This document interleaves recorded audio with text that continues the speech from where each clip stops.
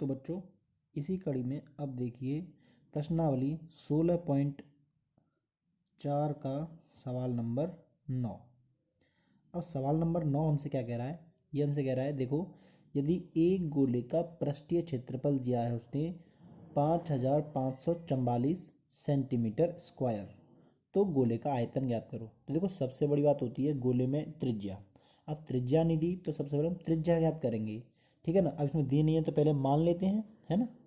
तो सबसे पहले क्या करेंगे, माना गोले की त्रिज्या बराबर आर है, हमने मान लिया।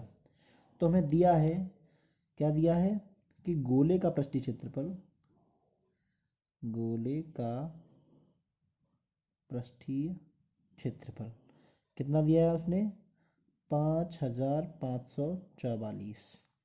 अब पृष्ठीय क्षेत्रफल का सूत्र क्या होता है जरा बताएंगे, 4 पाई r²। शाबाश।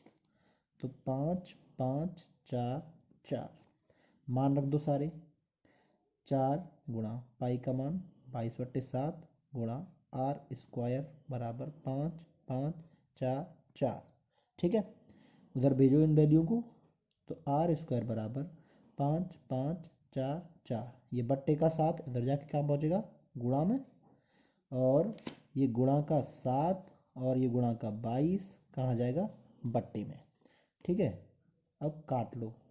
काटने के बाद अब देखो क्या बचता है, हमने सारी चीज़ें काट देंगे। तो सारी चीज़ें काट लो, मान के चलो हमने 11 से काटा, 11 दूनी 22, 11 पंजे 55, और 4 अंक उतारेंगे नहीं जाएगा, 0, 11 चौके 44, है ना। फिर और काट लो, मान के चलो 4 दूनी 8, 8 से काट लिया, 8 सत्ते 56 तो ज़्यादा हो जाएंगे, 8 पंजे 40, 8 छिंगे 48, कितने बचे 2, 8 दिया 24, तो कितना आ गया 63 × 7, है ना। स्क्वायर को उधर भेजेंगे तो उधर क्या लगेगा, √। और 63 को हम चाहें तो क्या ले सकते हैं, 9 × 7 × 7।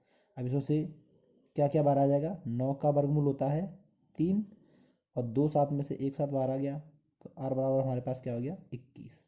अब जब हमारे पास 21 क्या आ गई, त्रिज्या आ गई, तो हम अब इस गोले में कुछ भी निकाल सकते हैं। जबकि उसने क्या पूछा हमसे, आयतन। तो देखो आयतन का सूत्र लगा देंगे, तो लगा देंगे यहाँ गोले का आयतन। तो गोले का आयतन क्या होता है, गोले का आयतन, गोले का आयतन बराबर होता है 4/3 पाई r³। तो हमने इसको हल किया, तो मान रख दो। तो हमने इसको हल करने के बाद क्या किया, देखो 4/3 पाई का मान 22/7, आर का मान 21 × 21 × 21, काट लेंगे, 7 दिया 21, सबका गुणा कर दो, 22 चौके 88, और 21 21 441, इन दोनों का गुणा किया, कितना आ गया, 38,808 सेंटीमीटर क्यूब। हो गया ना आंसर, कितना ईजी है। अब इसी कड़ी में है ना, आगे बढ़ते हैं। आगे बढ़ने के बाद प्रश्नावली हम 16.4 का ही सवाल नंबर कौन सा करेंगे, अब सवाल नंबर है ना हमारे सिलेबस के अनुसार चलेंगे। तो सिलेबस के अनुसार देखें तो हमारा सवाल नंबर आता है अभी, सवाल नंबर कौन सा देखते देखते हैं, पढ़ो पढ़ो ज़रा, पढ़ के पता चलता है वो तो सवाल नंबर हमने देखा 13 आ गया, 13 प्रश्नावली, सवाल नंबर 13 करेंगे। तो देखो सवाल नंबर 13 क्या कहता है, सवाल नंबर 13 कहता है कि एक गोला है, उसका व्यास दिया है 7। तो देखो मान लेते हैं, माना गोले की त्रिज्या r है, तो हमें क्या दिया है, व्यास। अब व्यास क्या होता है, त्रिज्या का दूना होता है कि नहीं होता। तो मैं लिखेंगे 2r बराबर 0.7, है ना, 2 को इधर भेजेंगे, तो r बराबर क्या हो गया, 0.7/2। ये क्या होगी, हमारी हुई त्रिज्या। अब त्रिज्या हो गई तो उसने क्या पूछा, आगे देखिए सवाल पढ़िए। सवाल कह रहा है कि एक पानी की टंकी है ना, उसमें से इतनी त्रिज्या के 3000 गोले भर भर के पानी के बाहर निकाल लिए, सारे गोले भर भर के बाहर निकाल लिए, है ना। तो हम जानते हैं कि जब मटेरियल या पूरा भर कर के यूज़ करते हैं तो वो क्या होता है, आयतन होता है। तो अब क्या है, इसने भर भर के बाहर निकाले ना, तो उनका आयतन हो जाएगा। तो हम क्या पता कर लेंगे, कि एक गोले का जो आयतन कितना है, एक गोले का जितना आयतन होगा ना, यानी उतना उसमें पानी आ जाएगा। अब जितना पानी एक गोले में आएगा उसमें 3 का गुणा कर देंगे, तो पता चल जाएगा हमें क्या पता चल जाएगा कि 3000 गोलों में कितना पानी आया है ना आसान। तो क्या क्या याद करना हमें, इसमें आयतन याद करना है। अतः एक गोले का आयतन, अतः गोले का आयतन, तो आयतन याद कर लो, सूत्र में पता ही है क्या होता है, 4/3 पाई आर क्यू, मान रख दो। तो 4/3 पाई का मान 22/7, और हमारा जो त्रिज्या है कितनी है, 0.7/2 गुणा 0.7/2 गुणा 0.7/2। अब काट पीट करेंगे, इसमें जो कट जाएगा उसे काट लेंगे, है ना, और आराम से गुणा कर देंगे। देखो 7 से जैसे ये कटा है ना, ये पॉइंट का जीरो बढ़ा दो, पॉइंट हटा, ये पॉइंट हटा और ये पॉइंट हटा, 3 बार पॉइंट हटा तो 3 बार जीरो बढ़ जाएगा नीचे। तो मान लो ये जीरो बढ़ गया 1 2 3 बार, 1000 बढ़ गया। ठीक है, अब काट लेंगे, 7 से 7 कट जाएगा, 2 दूनी 4 कट जाएगा, और तो कुछ करने के लिए है नहीं। तो क्या बच रहा है, ऊपर बच रहा है 22, 7 7, तो 22 गुणा 7 गुणा 7 बट्टे 3 गुणा क्या बच रहा है अभी, 2 गुणा 1000। ये क्या हो गया, एक गोले का आयतन हो गया। ठीक है ना। अब उसने जो पानी निकाला है ना, कितने गोले भर के पानी निकाला है, 3000 निकाला है। जब एक गोले में इतना सारा पानी आता है तो 3000 में कितना आएगा, ज़्यादा आएगा ना।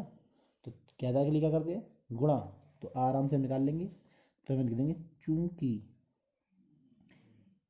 3000 गोलों का आयतन बराबर कुल पानी की मात्रा। ठीक है, तो 3000 गोलों का आयतन के लिए क्या करेंगे, 3000 गुणा, तो आराम 3000 गुणा कर दो, तो देखो क्या आ जाएगा, इधर कर लेते हैं ना। तो हमने क्या किया, 3000 का गुणा कर दिया, तो कुल पानी की मात्रा कितनी हो जाएगी, अतः पानी की मात्रा, पानी की मात्रा जो हमारा आयतन था ना, ये वाला आयतन, इसमें क्या कर देंगे, 3000 का गुणा कर देंगे। तो देखो 22 गुणा 7 गुणा 7 बट्टे 3 गुणा 2 गुणा 1000 और गुणा 3000, है ना। तो हमने गुणा किया, तो देखो क्या हो जाएगा आराम से, 1 2 3, 1 2 3, कट गया ना जीरो। अब क्या कट रहा है, 3 से कट गया 3, और 2 से कट गया ये 11 बार। क्या रह गया हमारे पास, 11 गुणा 7 7 49। अब 11 गुणा 49 में कर दो, क्या हो गया 11 गुणा, तो 11 का नंबर 99 की 9, हासिल लगी कितनी 9, और 11 चौके 44 और 9 53। तो इतना कुल मिलाकर हमारे पास क्या हो गया, पानी हो गया, सेंटीमीटर क्यूब, इतना पानी आ जाएगा, है ना इजी। ओके, अब इसके बाद क्या बचता है हमारे पास, सिर्फ और सिर्फ एक लास्ट का सवाल बचता है हमारा, सवाल नंबर 14। तो देखिए सवाल नंबर 14 में क्या है, इसको कर लेते हैं। सवाल नंबर 14, सवाल नंबर 14 में क्या दिया है कि खोखला बेलन है, खोखला, क्वेश्चन नंबर 14, एक खोखला बेलन है, और खोखले अर्धगोलीय बेलन बर्तन के बाह्य और अंतर के व्यास दिए हैं। तो हम मान लेते हैं, है ना, माना खोखले बेलन की बाह्य त्रिज्या मान लो, बाह्य मतलब बाहरी, R1, और अंदर की मान लो आंतरिक त्रिज्या कितनी हो गई, R2, हमने मान ली। तो देखो उसने व्यास दिए हैं, तो इसका मतलब क्या हो जाएगा, 2R1, क्योंकि 2R1 बराबर कितना है 43। तो R1 बराबर कितना हो जाएगा 43/2, काटो जरा, कितना हो गया 21.5। उसी हिसाब से R2, तथा R2 बराबर कितना दिया है उसने, R2 दिया है 42, सॉरी व्यास दिया है, तो हम 2 का भाग देंगे तो क्या बन जाएगा, त्रिज्या 21 बार। तो 21 से में ये त्रिज्या हो गई बाहर वाली, और अंदर वाली कितनी रहेगी 21 रहेगी। ठीक है। अब उसने हमसे क्या पूछा है, रंग करना है उस पर। तो रंग करने के लिए क्या करना पड़ेगा, अब गोला कैसा है, आधा है ना। तो रंग करने के लिए क्या करना पड़ेगा, देखो मान के चलो मैं तुम्हें चित्र से समझाऊं। तो देखो रंग करने के लिए क्या क्या करना पड़ेगा हमें, ये मान के चलो एक गोला है, ठीक है, ये रहा एक गोला, ठीक है कि नहीं। अब जब रंग करना पड़ेगा तो देखो यहाँ भी रंग करना पड़ेगा, नहीं करना पड़ेगा, करना पड़ेगा, और यहाँ भी रंग करना पड़ेगा। जो कि गोला कैसा बनेगा भाई, गोला तो ऐसा होता है ना, आप सभी जानते हो। तो रंग तो उसे कहाँ करना पड़ेगा, रंग तो उसे यहाँ भी तो करना पड़ेगा, ये वाला इलाका है, ये भी तो रंग करना पड़ेगा। तो इसका मतलब हमारे पास रंग करने के लिए 3 इलाके हो गए। ये हमारा खोखला वृत्त, यहाँ पे खोखला वृत्त हो गया, ये वाला भी हो गया, और अंदर वाला भी हो गया। तो ये हमारे पास कुल मिला के ये सारी आकृतियाँ हो गई। तो रंग करवाने के लिए सारा क्षेत्रफल निकाल दो, ठीक है कि नहीं। तो रंग करवाने के लिए कुल क्षेत्रफल, ठीक है ना। अतः रंग करवाने के लिए कुल क्षेत्रफल, रंग करवाने के लिए कुल क्षेत्रफल क्या हो जाएगा, देखो कुल क्षेत्रफल हमारे पास हो जाएगा, कितना कितना हो जाएगा।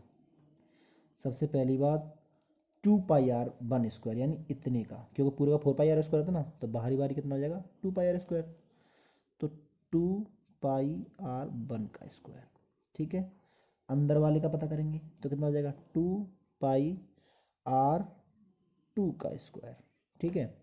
और ये क्या है, आप लोग देखिए ये वृत्त है, वृत्त, ये मैं पहले बता चुका हूँ, ये वृत्त है। और वृत्त कैसा है, दो दो त्रिज्या वाला वृत्त है। एक त्रिज्या यहाँ से यहाँ तक और एक त्रिज्या यहाँ से यहाँ तक, है ना, दो त्रिज्या है ना। तो बड़ी वाली वृत्त में से छोटा वाला वृत्त घटा देंगे तो इतना इतना इलाका हमारा रह जाएगा। तो इसको हम ऐसे लिख लेंगे, है ना। तो ये क्या हो जाएगा, वृत्त का क्षेत्रफल क्या होता है πr², तो r1² माइनस के πr2², ठीक है ना। अब देखो तो इसमें सारी चीज़ें रख देंगे। तो देखो क्या हुआ, हमने क्या किया, सब में से जो है पाई कॉमन ले लिया, ठीक है। तो सब में से पाई कॉमन लेने के बाद क्या हुआ,